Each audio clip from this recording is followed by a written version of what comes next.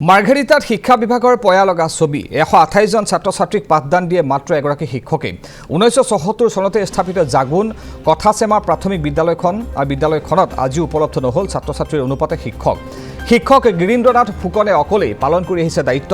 ছটাকৈ শ্ৰেণীত একে সময়তে পাঠদান কৰি আহিছে শিক্ষকজনে অকলেই সমান্তৰালকৈ শিক্ষকজনে কৰিবলগীয়া হৈছে বিভাগীয় কাম-কাজো হে বিদ্যালয়খনৰ ছাত্ৰ-ছাত্ৰী আগবাঢ়িছে অনিশ্চিত ভৱিষ্যতৰ দিশে প্ৰতিখন বিদ্যালয়ত 30 জন শিক্ষাৰ্থীৰ বিপৰীতে থাকিব লাগে এজন শিক্ষক কিন্তু এই শিক্ষকজনে শিকাবলগীয়া হৈছে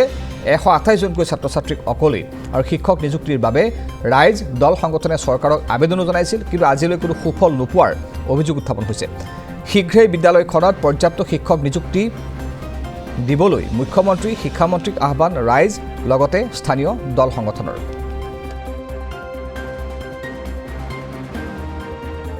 কথাচেমা প্ৰাথমিক বিদ্যালয় এতিয়া আমাৰ সৈতে 128 জন আছে শিক্ষক চৰকাৰী বুলি ক'বলৈ মই অকলে একমাত্ৰ সুবিধাৰ কথাটো নাহে একচুৱেলি অসুবিধাই হয় 128 জন ছাত্ৰক তাতে ছটা ছেপাৰেট ৰুমত এজন শিক্ষকে সম্ভৱেই নহয় ক'বলৈ গ'লে তো এইফালে 5 মিনিট এইফালে 5 মিনিট দৌৰ মাৰি ক্লাছ কৰিবলগীয়া অৱস্থা হয় কিন্তু এতিয়া আমি সমস্যা সাংঘাতিক কিন্তু তাৰ কাৰণে আমি অৱশ্যে বিকল্প হিচাপে আমি কমিটিৰ ফালৰ পৰা দুগৰাকী শিক্ষয়িত্ৰী মানে এইটো স্থানীয়ভাৱে আমি নিযুক্তি কৰি লৈছোঁ তেওঁলোকৰ কমিটিৰ লগত কথা বতৰা পাতি তেওঁলোকৰ পৰা অকণমান যিহেতু সহায় হৈছে অন্ততঃ চলাব পৰা এটা কণ্ডিশ্যন লৈ আমি আহিছোঁ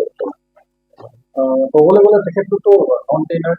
ডেফিনেট নন টেইনাৰ তেওঁলোক আমাৰ ইয়াত স্থানীয় মাত্ৰ আমি কমিটি আৰু ৰাইজৰ সহযোগত তেওঁলোকক দুগৰাকী বাছি দিবলৈ ক'লোঁ তেওঁলোকৰ স্বেচ্ছাসেৱকভাৱে আহিব লাগিব তেওঁলোকে আহিছে আৰু কিবা এটা মাননি যিহেতু আমি দিবলগীয়া হয় তেওঁলোকে দিনটো ইয়াত কষ্ট কৰে তাৰ কাৰণে আমি সেইটো ৰাইজৰ পৰা অনুমোদন লৈ তেওঁলোকৰ পৰা এটা সাধাৰণ বৰঙণি এটা তুলি তেওঁলোকক আমি চলাইছোঁ তাৰ বাকী যি হয় কেতিয়াবা পকেটৰ মিলাই হ'লেও দিবলগীয়া হয় কিন্তু এইখিনি এবাৰ এখন মিটিং হৈ থাকোঁতেতো মই ব্যয়চাৰৰ সমস্যা একদম মুখামুখি কৈছিলোঁ তেওঁ কৈছে মোৰ কথাটো মনত আছে তাৰোপৰি আমাৰ কনচাৰ্ণ CSCCটো সপ্তাহে আমাৰ ইয়ালৈ আহিয়ে থাকে তেওঁ থাকি আমি অফিচলৈ বাৰে বাৰে খবৰ কৰি আছোঁ তেওঁ কৈ থাকে যে তথাপিও তেওঁক জবাব দিয়া হয় যে এইবোৰ আমাৰ হাতত একো নাই যি কৰিব গুৱাহাটীৰ পৰা কৰিব নতুন এপইণ্টমেণ্ট হ'ব এটাচমেণ্ট আহিব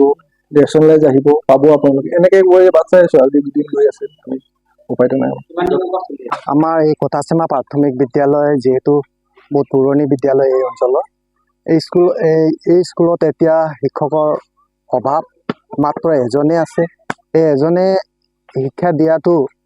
এটা LP স্কুলত 6টা ক্লাছলৈকে বহুত অসুবিধা হৈ যায় সেইকাৰণে আমি বহুত অসুবিধাৰ সন্মুখীন হৈছোঁ